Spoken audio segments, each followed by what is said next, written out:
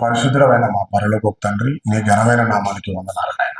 ఇదిగో తండ్రి నాయన, నీ కుమారుని యొక్క పుట్టినరోజు సందర్భంగా తండ్రి, మేమందరం కూడి మరి ఆలోచించుకొని చుండగా మీరు తోడుగా ఉండి నడిపించండి. నీ కుమారుని యొక్క రాక పరమార్థం చాలా మందికి తెలియక తండ్రి నాయన, క్రిస్మస్ అనగానే కేవలం తండ్రి నాయన పైన స్టార్, కొత్త బట్టలు, మరి ఇంట్లో పిండి వంటలు, ఇవి తప్ప తండ్రి నాయన ఇంకెవ్వరు కనిపించడం లేదు తండ్రి నాయన.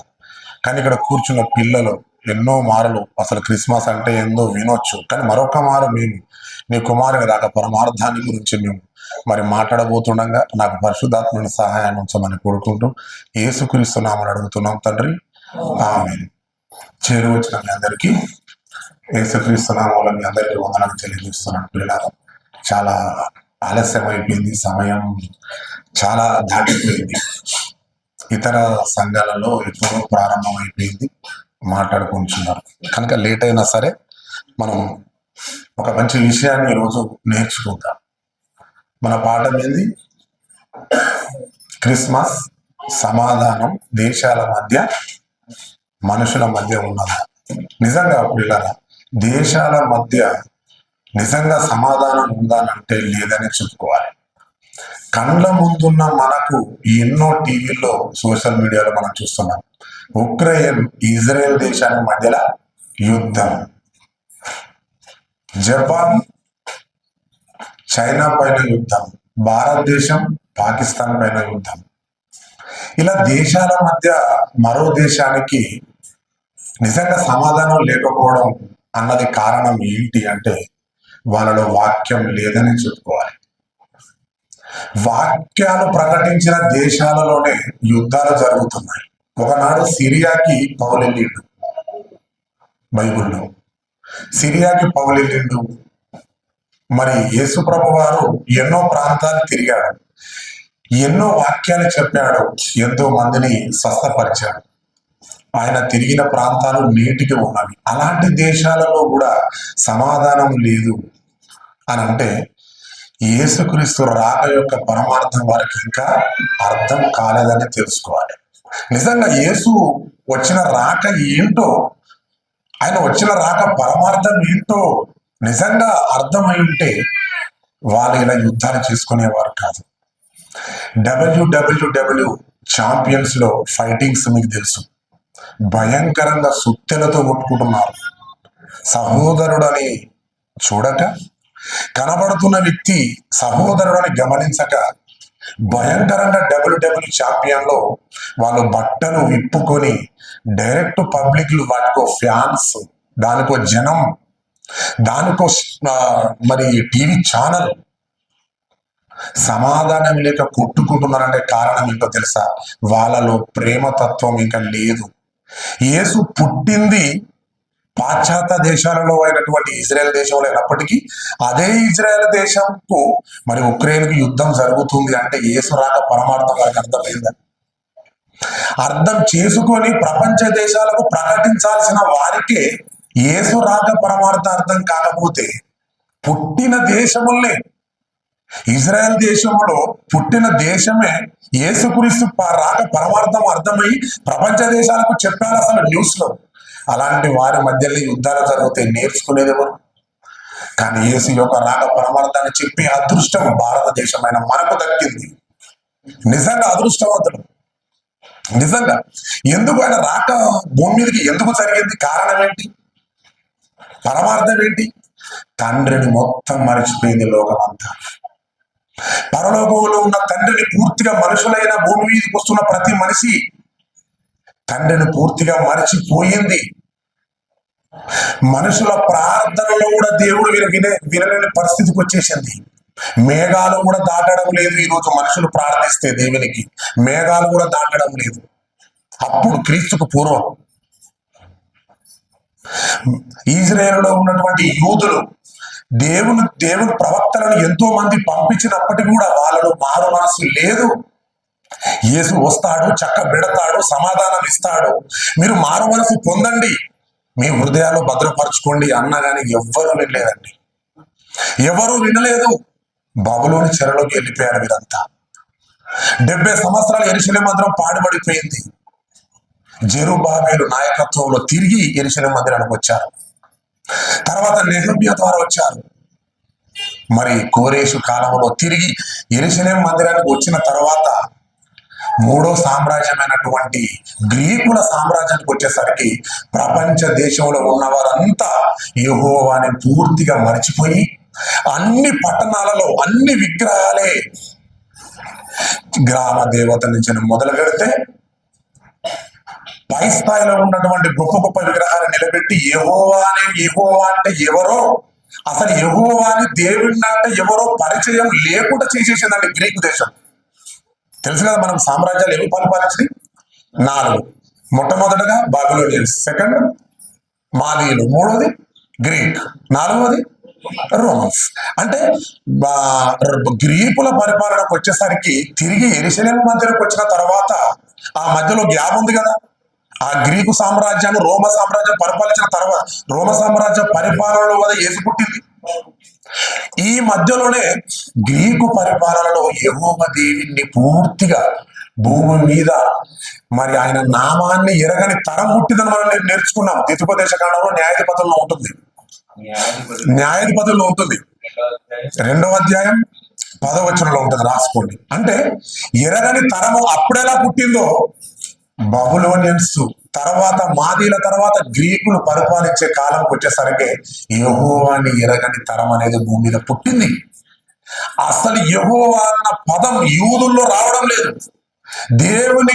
దేవుని కొరకు పుట్టి దేవుణ్ణి ప్రత్యేకించి ఏర్పరచుకున్న జనాల్లో నుంచే యెహోవా దేవుడు అనే పదం రావడం లేదు నాలుక నుంచి. వాళ్ళ ఊహల్లో కూడా దేవుడు లేడు. ఇంటికి దేవత, గృహ దేవత, సెల్ఫ్ దేవత, బహిరంగంగా గుళ్ళు కట్టుకున్నారు. యెహోవా అంటే ఎవరు లేరు.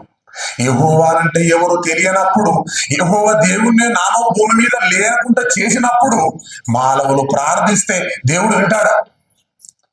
దేవుణ్ణి పూర్తిగా మర్చిపోయిందండి గ్రీకు సామ్రాజ్యం వచ్చేసరికి. అలాగా తండ్రిని మర్చిపోయి చచ్చిపోతున్న ప్రతి మనిషి నరకానికి వెళ్ళిపోతుంటే తండ్రి బదిపడి ఆలోచించి ప్రతి ఆత్మ నాలో నుంచి వెళ్ళిపోతుంది, అన్యాయంగా మరణించి పాతాళానికి వెళ్ళిపోతుంది. ఎంతో మంది ప్రవక్తలు పంపించిన, నేనంటూ ఎవరో తెలిసి మరి ఎంతో మంది స్వస్థతలు చేసి పంపించిన, ఏలియా ద్వారా మాట్లాడిపించిన, నిజమైన దేవుడు ఎవరో మరి కర్మెల్ పర్వతం పైన నేనంటే ఏందో చూపించిన, ఎన్నో స్వస్థతలు యూదుల్లో మరి ఎంతో మంది ప్రవక్తలు పంపించిన, వారిలో ఏమాత్రం స్పర్శ రాలేదు, ఉనికిడి రాలేదు. కానీ దేవుణ్ణే మర్చిపోయిన తరం పుట్టేసరికి దేవుడు ఆలోచించండి అన్నయ్య. అందుకే యేసుక్రీస్తుని భూమి మీదకి రప్పించాడు. యేసుక్రీస్తు రాక మీకు ఈరోజు అర్థం కావాలి. దేవుణ్ణి మర్చిపోయిన జనాంగానికి దేవుని పరిచయం చేయడానికి వచ్చాడు యేసు ప్రభు వారు భూమి మీదకి. చూడండి ఒక మాట,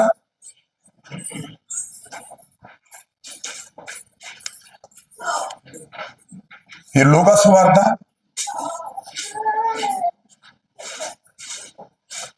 యోహాను సువార్త 1వ అధ్యాయం 18వ వచనం. యోహాను సువార్త 1వ అధ్యాయం 18వ వచనం. ఎవడును ఎప్పుడైనాను దేవుణ్ణి చూడలేదు, తండ్రి రొమ్మున ఉన్న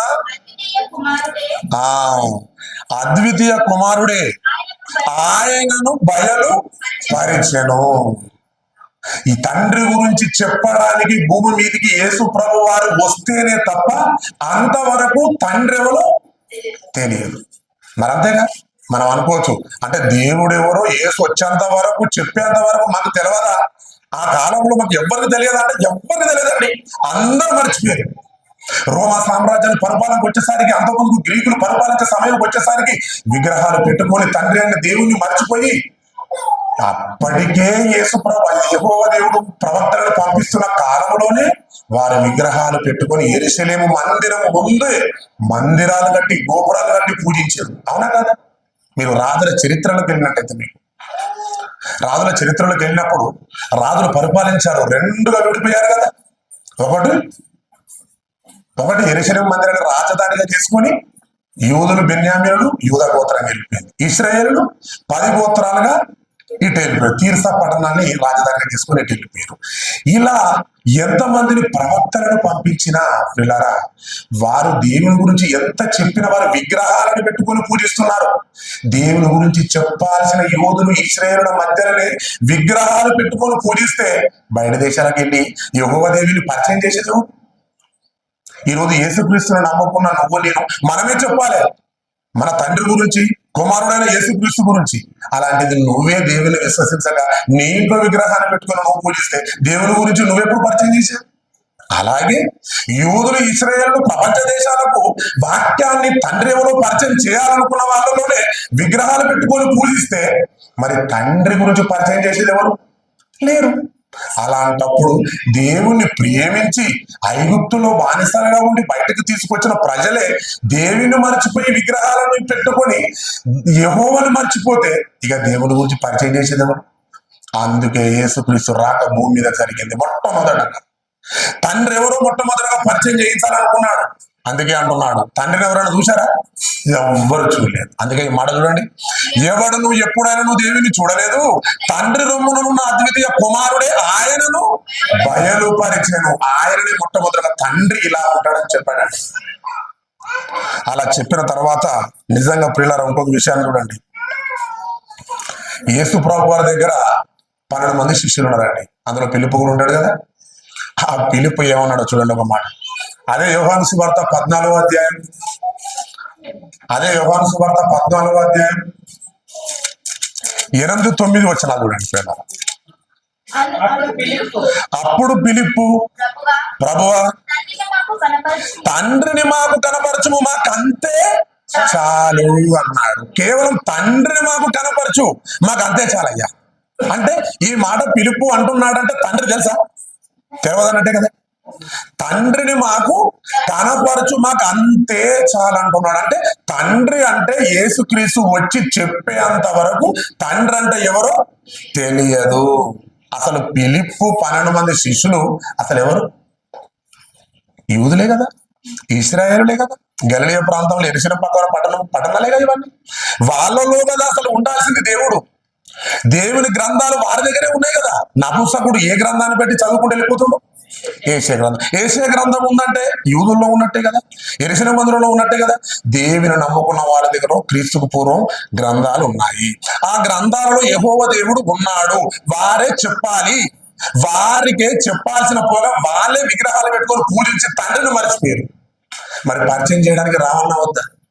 ప్రతి ఒక్క మనిషి నశించి పాతాళానికి వెళ్ళిపోతుండు.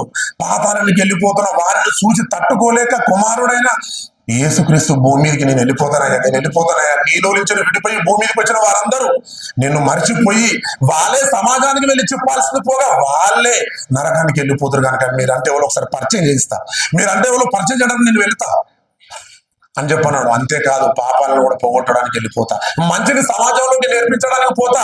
అందరి హృదయాల్లో పాపం కట్టుకొని గూడు కట్టుకొని అన్యాయమైన సొమ్ముని మరి అన్యాయంగా కూడా అమాయకుడుగా ఉంటే దోచుకుంటూ డెవలప్ అయిపోతున్నారు. అమాయకుడు కూడా అలాగనే ఉండిపోతున్నాడు. సత్యం అంటే ఏందో తెలియడానికి వెళ్ళిపోవాలి, మొదట నిన్ను పరిచయం చేయాలి అనుకుని వెళ్ళాడండి. ఇక్కడ పిలుపు అడుగుతున్న ప్రశ్నలో అర్థం ఏంటి? తండ్రిని మాకు కనపరచు, మాకు అంతే చాలు అన్నాడు. అంటే తండ్రి ఎవరో తెలియదు, అప్పటి వరకు తెలియదు. అప్పుడు నెక్స్ట్ ఏమంటుండో